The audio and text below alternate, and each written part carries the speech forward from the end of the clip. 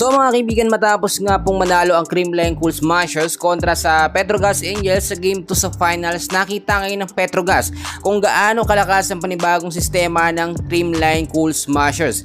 Trayo ng CCS ginamit na, Michelle Gumabaw, MVP Pons, eto si Gemma Galanza ang nakitang susi sa pagkakampyon ng Creamline Cool Smashers. And bago natin yun ipagpatuloy, pakiusap ako ng isang like and subscribe. Maraming salamat po. Mga kaibigan, inaabangan na ngayon ang Game 3 ng CCS nga po at ng Petrogas Angels.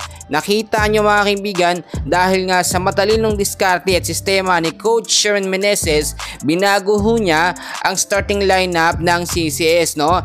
Nasa starting 6, eto nga pong si Gemma Galanza, pero hindi naman kasama sa starters, eto nga pong si Alyssa Valdez. Kung titignan nyo mga kaibigan, nung set 1 pa lamang, no?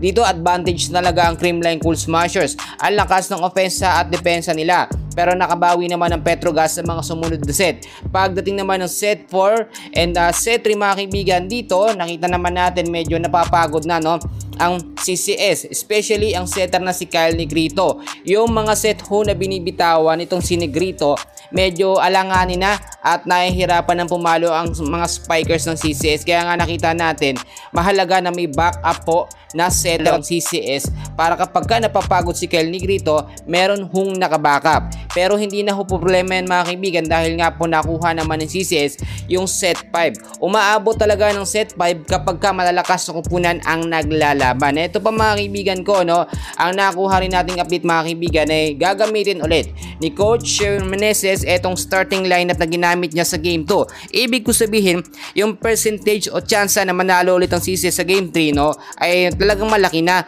at kayang-kaya nilang tapusin ang laban dito nga po sa Game 3 kontra sa Petrogas Angels. Ang ganda rin na nakuha nating update mga kaibigan, dahil nga po, no, ngayon na pag-uusapan na kahit nga po may dalawang import ang Petrogas Angels, si Brooke Bansikel at si MJ Phillips, no, ay maraming nagsasabi kapag nagkampiyon daw po ang Petrogas, no, ay gagawin daw pong MVP or sure daw na makukuha nitong si Brooke Bansikel ang MVP award. Taliwas naman niya sa mga CCS fans mga kaibigan at sa ibang mga netizens na dapat daw po, no, ay pure-blooded na Pilipino ang maging MVP, hindi yung mga Phil-Am or may lahi, hindi pure-blooded mga kaibigan. Kaya nga po, laging nasa bench yung ating mga local player at ang nakikita natin laging naglalaro, no, ay yung mga import. Sila kasi ang laging natin pinapriority. Sa Creamline Cool Smashers, nakita nyo naman super wala sila diyang pinapaboran, no.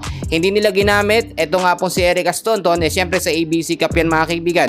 Pero nakita nyo naman kung paano talaga tinalo ng CCS ang Petrogas doon nga po sa Game 2. Abangan natin mga kaibigan bukas ang Game 3 ng CCS dito sa finals kontra sa Petrogas. Kapanapanabik ho yan. Diyan lang kayo, and please huwag kakalimutan na mag-like and subscribe. Maraming salamat po.